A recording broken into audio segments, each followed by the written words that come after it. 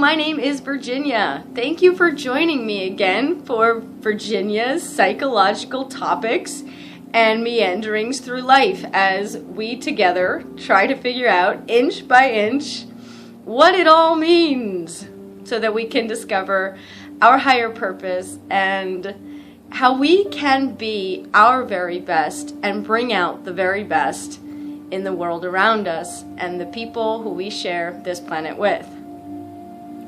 Tonight's topic is going to be sarcasm. Yes, sarcasm.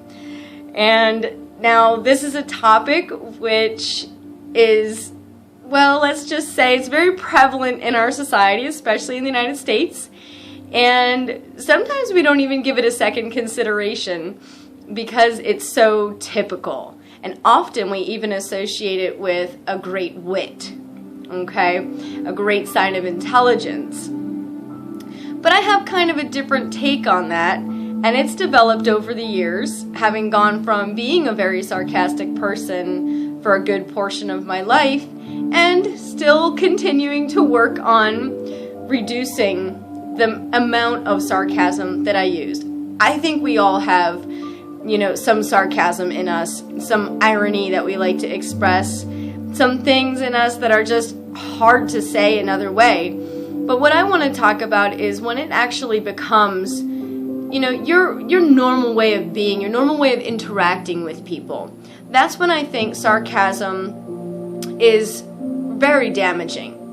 Okay? So I'm going to start by start what I wanted to talk to you about with something that I had read that really stuck with me and was a real life changer for me. I was reading an article and there was this one line in it, and it said, "Show me a sarcastic person and I will show you a wounded person." And it just hit me in my heart. And I thought, wow, I think there's something to this. And, you often meet people who say, people can't tell when I'm being sarcastic or when I'm joking, or when I'm being serious, and I think the reason is that it's hard to tell the difference between a person's true feelings and their sarcasm because there really isn't such a thick line differentiating them. I think sarcasm actually comes from a deep place of truth within, where our insecurities lie. When we feel things we don't know how to express directly, sometimes we present the defense of sarcasm so that it sounds enough like a joke to protect us. Okay? But I think truly we can all agree on this. Nothing is more discouraging than unappreciated sarcasm. Okay?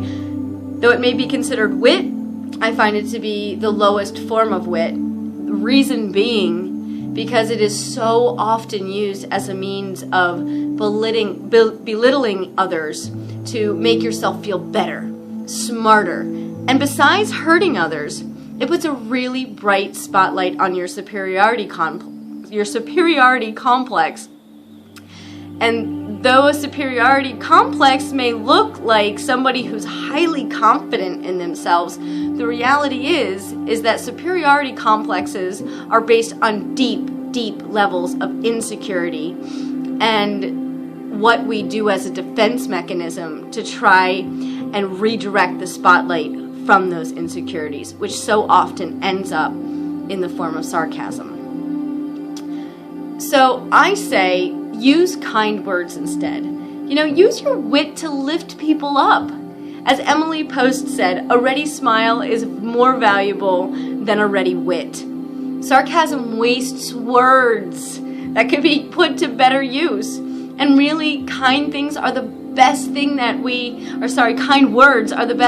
we could ever give to another person. Why would you want to trade kindness for cruelty? It serves no higher purpose. It builds no one up. Silence is honestly preferable to sarcasm. And like I said, kind words are even better. So often we ask ourselves the question, what's my purpose in life? What am I meant to do here on this earth? And I think we have to ask another question before we can answer that one.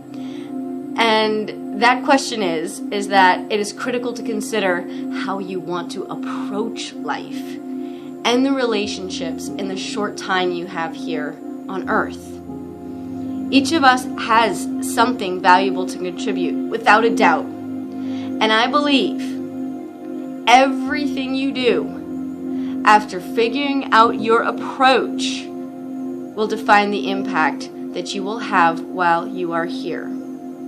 So, who do you want to be? What is your approach to life?